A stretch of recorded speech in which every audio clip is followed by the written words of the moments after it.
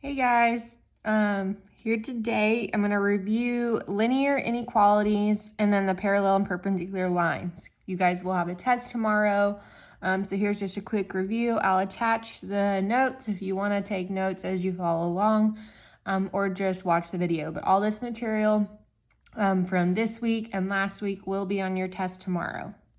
Okay. So quick review on just graphing the inequalities. Remember, this is slope-intercept form. Y, you have your inequality sign. This is a greater than symbol.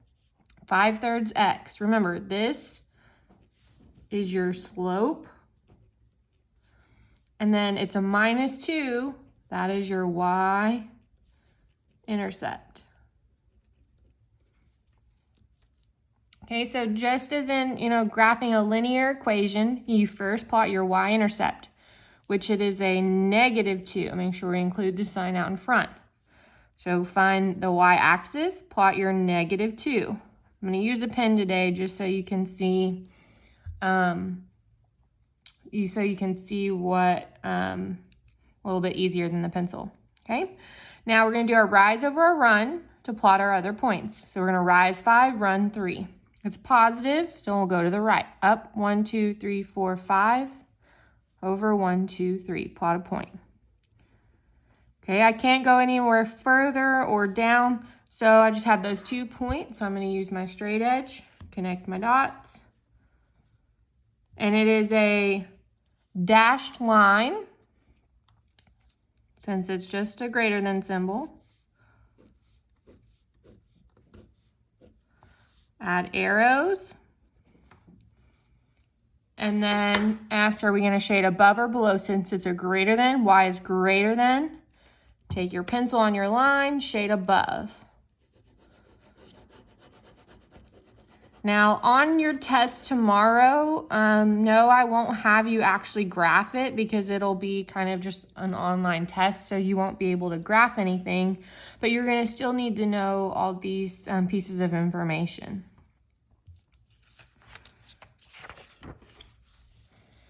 Okay, let's do this one.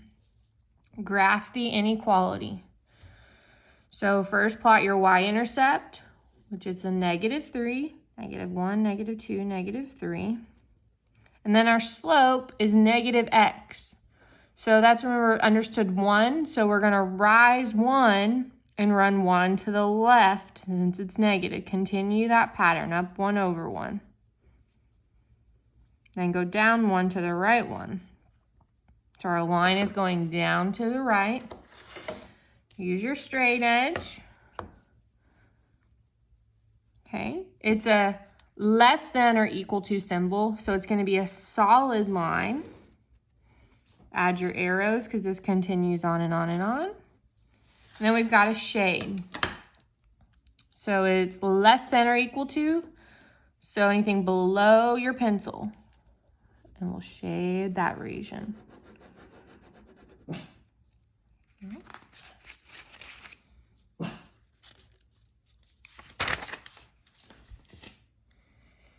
Okay, back to what is the cowbell rule?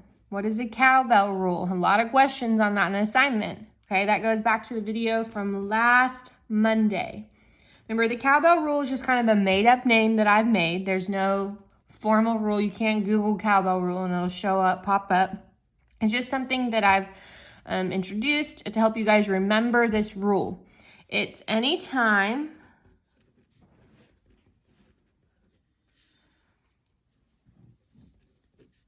solving an inequality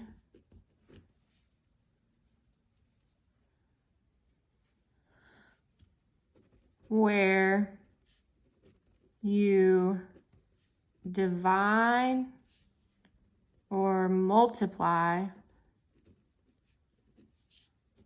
by a negative. You then have to flip the inequality sign. Okay, so again, anytime you're solving an inequality to get it in slope-intercept form, and you multiply or divide by a negative, you have to flip the inequality sign. So for example, okay, we've got an inequality in standard form. In order for us to graph it, we've got to get it in slope-intercept form. So we're going to use our solving equations skills to get y by itself. So we need to move the 4x and get it to the other side, so we perform the opposite. We're going to minus 4x. What you do to one side, do to the other. Now notice we still have a negative 2y left, so just bring it down.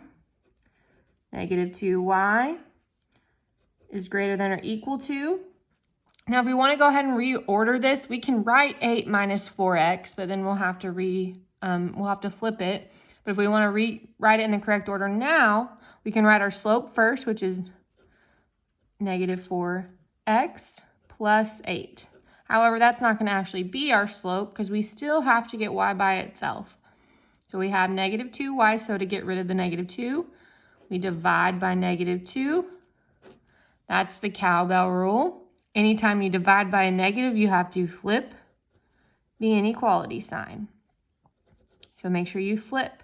And then we divided by negative 2, so we have to divide everything over here by negative 2. So negative 4 divided by negative 2 is a positive 2x minus 4. So there is our inequality.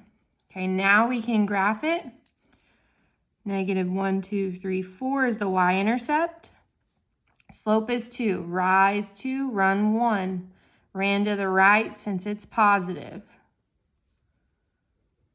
Okay, then ask yourself, is this going to be a solid or dashed line? It's the equal to, so any solution can also be on our line, so it will be a solid line.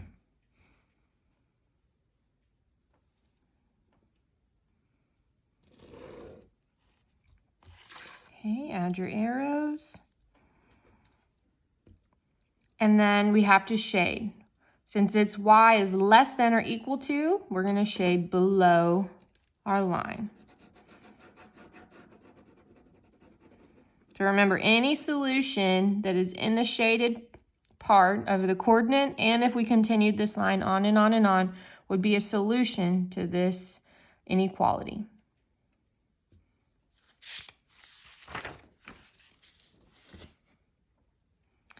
Okay, now we're going to review what do we know about parallel lines and their slope. Remember, parallel lines are lines that never touch. So common sense, if you're just, looking at the lines, they have the same slope. So in terms of equations, again, parallel lines have the same slope.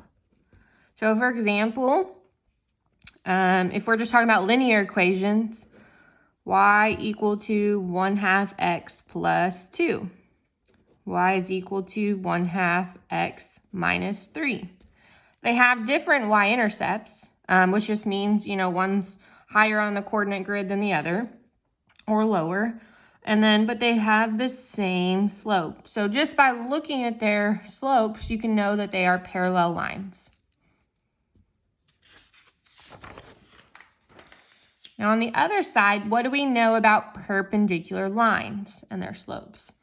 So remember, perpendicular lines are lines that intersect, but they create a 90-degree angle. Okay? Perpendicular lines, they have opposite reciprocal slopes. Okay, some say opposite, or in the video you guys watched the other day, they said negative reciprocal. I like using the term opposite more than just negative because if it's already a negative slope, it's not going to become a negative slope. It'll become the opposite. So I like using the term opposite reciprocal versus negative, but they're still the same thing. So for example, if you had a line that was 1/3 x minus 2, okay? And we want to know what would the slope be of a perpendicular line. Well, right now we're looking at a slope of 1/3. So you'd ask yourself, okay, what's the opposite of a positive 1/3? Okay, the opposite would be a negative. Now we're not going to still have a third, we have to flip it. So this is 1/3. So if we flip it, it becomes 3/1, which -3/1 reduces to just -3. So -3 would be the slope of a perpendicular line. And then you can have any y-intercept you want. Okay. So again, opposite, flip. So I'll do another example. Like if you had a slope of -4. Okay, a perpendicular line would have the slope of, again, opposite would be a positive. It's 4 right now, so if we did over 1 and we flipped it, it would become 1/4. Okay, so that's how you know, which makes sense, because if you have a line going this way and you want it to be perpendicular, it's going to now be going the opposite way, but it's going to have to have that different angle, okay? That different slope.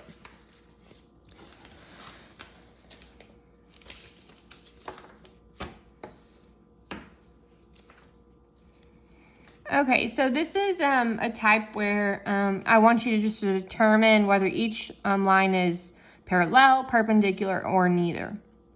So I have two sets of lines. Now the thing about these two is they're not in slope-intercept form. So before you can go determining, you can't just pick out the x's and say, oh, that's a 3 and a 1. Those are neither. You can't do that. They need to be in slope-intercept form before you can go about deciding what type of lines they are. So this one is actually already in slope-intercept form. It has the y over here. So if you want to, reorder it and see it with y equals mx plus b form, you can reorder it that way. We didn't have to do any adding or subtracting there. But this one, there's only really one step we have to do. Get y by itself, we need to get rid of the 3. It's being multiplied, so perform the opposite. Divide. Divide by your coefficient. What you do to one side, you have to do to everything on the other side. So we simplify, we've got y equals 3 divided by 3 is just 1. So there's 1x, understood 1. And then the y-intercept is 2/3.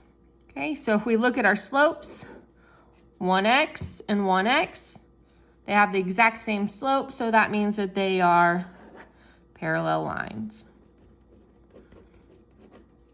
Okay, so if you have any questions about those, just let me know. Like I said, you guys will have a test over this tomorrow, and it'll be like a multiple choice test, and there won't be anything you actually have to graph, but you still need to know, what it should look like. Okay, all right, thanks guys.